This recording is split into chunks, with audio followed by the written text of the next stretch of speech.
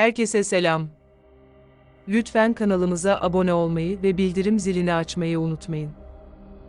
Lütfen videoyu sonuna kadar seyredin ve bölümün tüm ayrıntılarını öğrenin. Dizinin son bölümünde yaşananları ve yeni bölümde yaşanacakları anlatacağız. Dizinin özet bölümünü seyretmek istemeyenler videoyu ileri sarabilirler. Bölüm Hira'nın yatak odasında Orhun'un Yekta'yı uyarması esnasında başlıyor. Yekta Hira'ya sert davranınca Orhun müdahale edip Yekta'ya yumruk atmıştı. Yekta Orhan'a sizin evlilik planı yaptığınızı öğrenemeyeceğimi zannettiniz değil mi dedi. Orhan Yekta'ya Hira ve kızının hayatı tehlikedeydi, bu sebepten dolayı evlenecektik, ayrıca bu evlilik sahte bir evlilik olacaktı dedi. Yekta Orhun'a senin söylediklerine inanmıyorum, sen yalan konuşuyorsun dedi. Yekta Orhun'a sinirlenmiş ve sert bir şekilde bağırıyordur ki köşkteki herkes onun sesini duyuyordur. Hatta Sahra bile duyduğu seslerden dolayı endişe yaşamaya başladı. Yekta Orhun'a senin tek derdin Hira, sen fırsatçı birisisin, ben sana Hira'yı vermem, o kadın benim dedi. Yekta Hira'ya yaklaşmaya kalkışınca Orhun Yekta'ya müdahale etti. Orhan kollarının arasına Yekta'nın kafasını sıkıştırdı ve onu zorla müştemilat odasına götürdü. Orhun Yekta'ya eğer seni bu evden Taşkın'a teslim etmiyorsam Sahra içindir dedi. Yekta Orkun'a nasıl bir cüretle bana bunları söyleyebiliyorsun dedi. Orhun Yekta'ya ben bana sığındığın adamım dedi. Orhun Yekta'ya dediklerimi yapmazsan seni evden kovarım dedi. İkili konuşmaya devam ederken kapı arkasından Hira onları dinlemeye başladı. Yekta Orkun'a sen ne yaparsan yap, karım ve kızım benimdir, onları benden alamazsın dedi.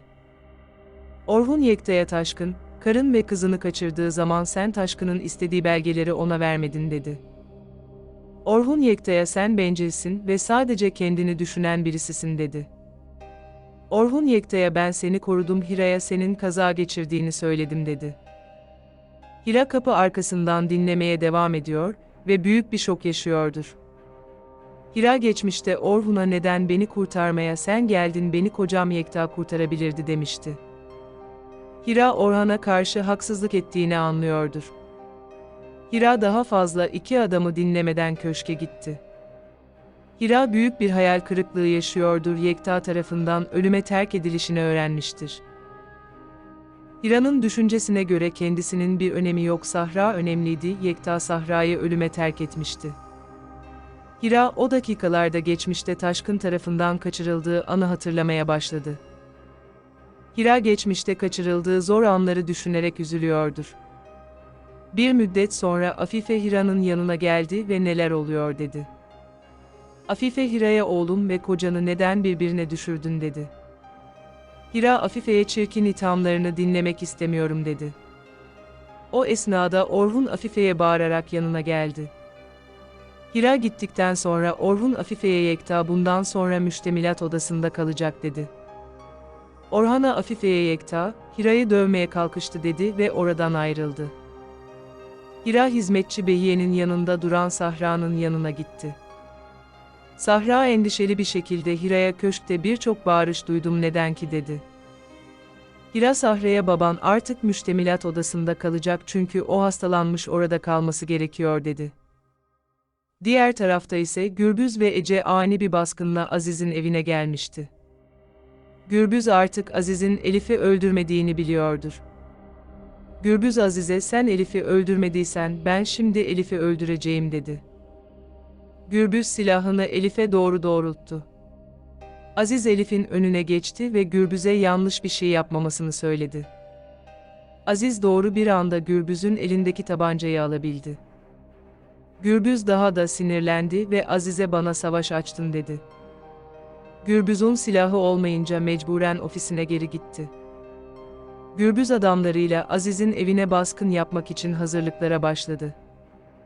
Elif ise Aziz'e kendisini bırakmasını ve Gürbüz'e gideceğini söyledi. Aziz bunu kabul etmedi. Aziz ailenin Feriha isimli kadının evine gitmesini emretti. Elif Aziz'i yalnız bırakmamak için evden ayrılmamaya karar verdi. Elif Aziz'in rahat ve huzurlu oluşunu anlayamıyordur. Elif ve Aziz Gürbüz'ün adamlarının eve baskın yapacağını biliyorlardır. Elif ve Aziz evde yalnız kalınca birbirlerine karşı romantik anlar yaşamaya başladılar. Aziz Elif'e değer verdiklerim çok azdır ve değer verdiklerimi kimse benden alamaz dedi. Elif Aziz'in kendisinden vazgeçmeyeceğini farkındadır.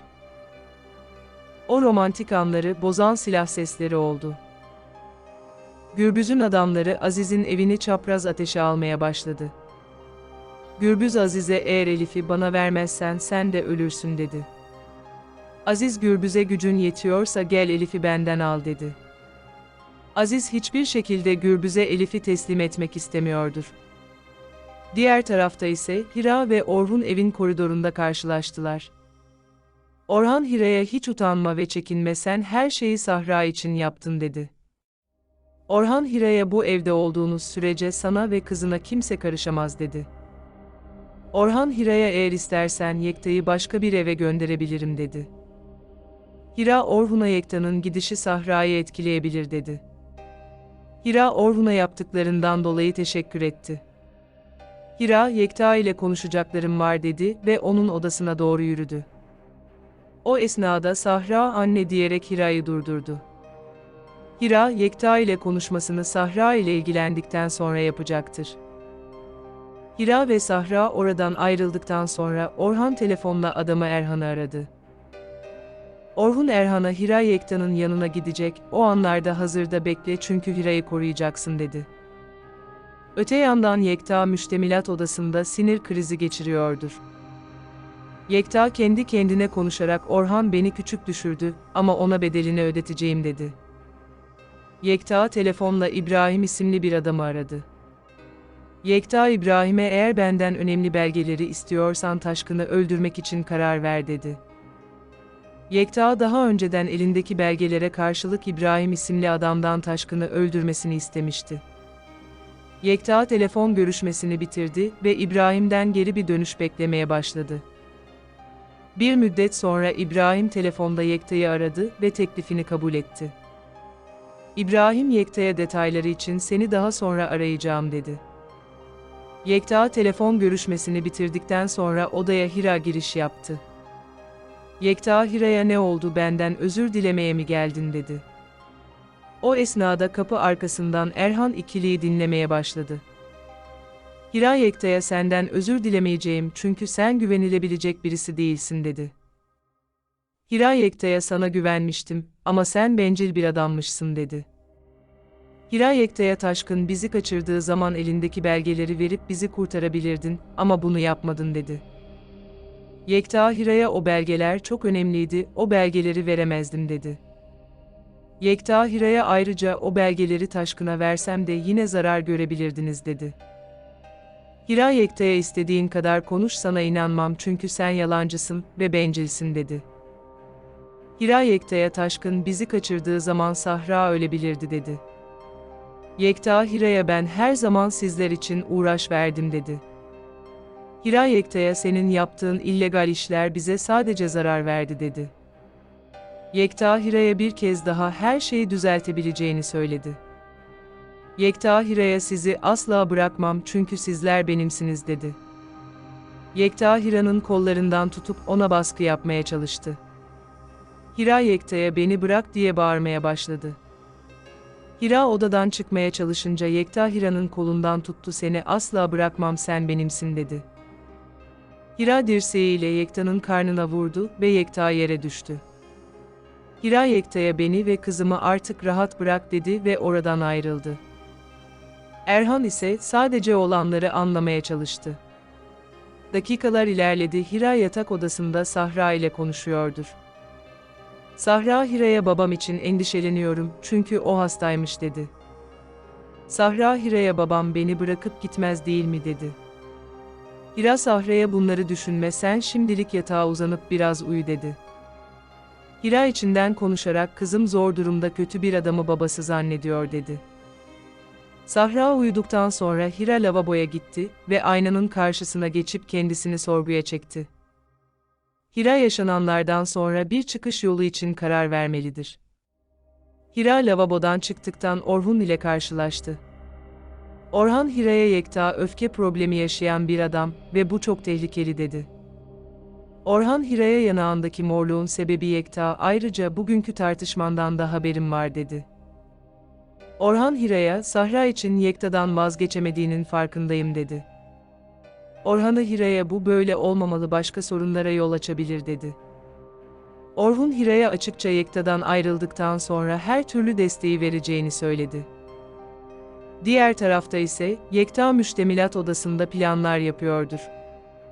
Yekta kendi kendine konuşarak İbrahim bizi korumaya karar verdi. Yekta'nın düşüncesine göre ailesiyle birlikte buradan gidecek çünkü güvenebilecekleri birisi vardır.